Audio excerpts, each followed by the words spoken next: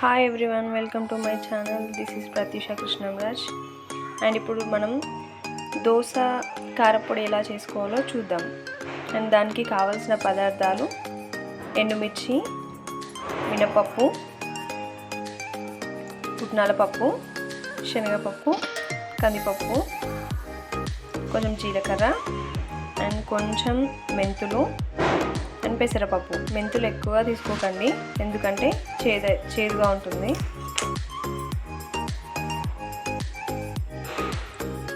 Stove on చేసుకుని pan పెట్టి pan వేడి అవ్వాలి. వేడైన తర్వాత ఫస్ట్గా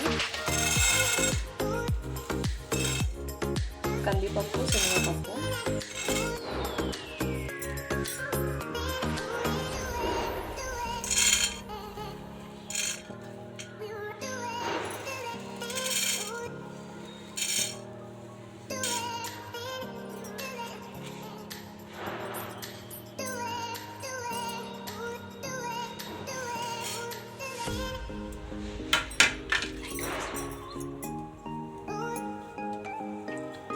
కొంచెం దూరగా వేయించుకోవాలి. వీటిని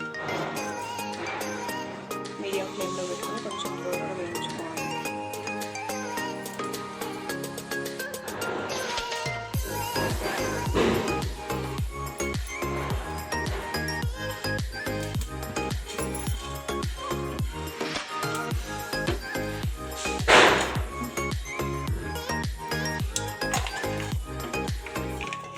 దూరగా వేయాలి.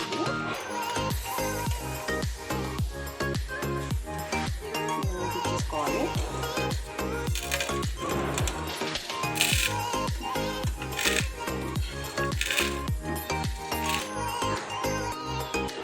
కొంచెం ఆయిల్ వేసుకోవాలి.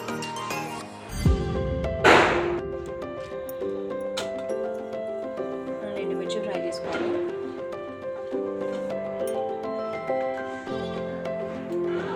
ఫ్రై అయిపోయింది. అండ్ ఇప్పుడు వీటిని మిక్సీ జార్లోకి తీసుకొని మిక్సీ చేసుకుంటే అయిపోతుంది.